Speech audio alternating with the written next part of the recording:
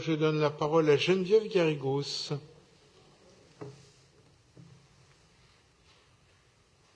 Monsieur le maire, mes chers collègues, une des missions les plus importantes confiées à notre ville au titre de son action départementale est la protection de l'enfance.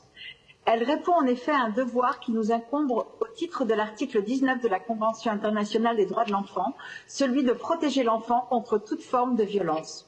Au sein de cette protection se joue aussi le droit au meilleur niveau de santé, garanti par l'article 24.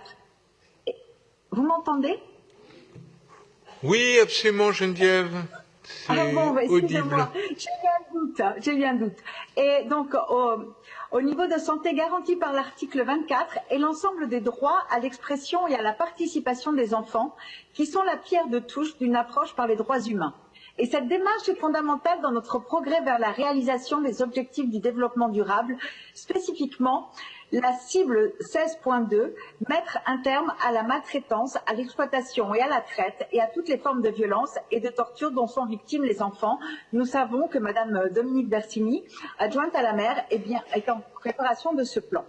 De la Convention internationale à la gestion de cette politique, à Paris, des obligations que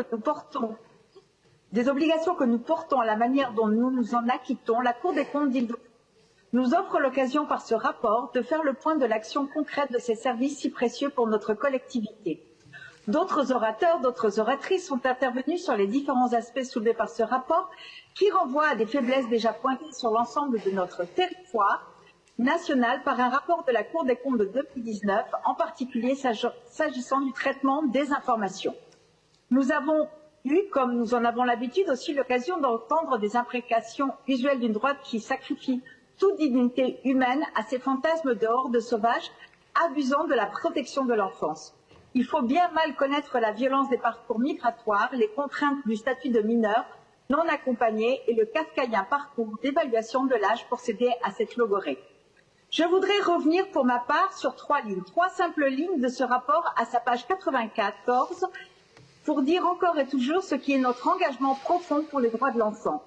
Ces lignes concernent ce fameux fichier national issu de la loi de 2018, prétendant sans rire maîtriser l'immigration, rendre effectif le droit d'asile et réussir l'intégration par le démantèlement des rares garanties procédurales accordées aux enfants. Elles sont les suivantes. Même si le recours à la préfecture de police n'est pas une obligation, la ville de Paris, en y renonçant, affaiblit parfois la qualité des évaluations auxquelles elle procède et s'expose à reconnaître une situation de minorité au bénéfice du doute. Reconnaître une situation de minorité au bénéfice du doute. C'est tout simplement appliquer le principe de présomption de minorité, et oui, Madame Danielle Simonet, qui correspond à la jurisprudence constante du Conseil d'État depuis sa décision du 1er juillet 2015, consacrée par la Cour européenne des droits de l'homme dans l'affaire SMK contre France du 15 mars 2019, reconnue à de multiples reprises par le Comité des droits de l'enfant des Nations Unies, par la résolution 2195 de l'Assemblée parlementaire du Conseil de l'Europe en 2017 et par l'ensemble du comité ad hoc pour les droits de l'enfant de ce Conseil. Nous nous exposons donc, selon ce rapport, lorsque nous refusons d'avoir recours aux procédés proposés, mais non imposés en théorie par ce décret. À quoi nous exposons-nous?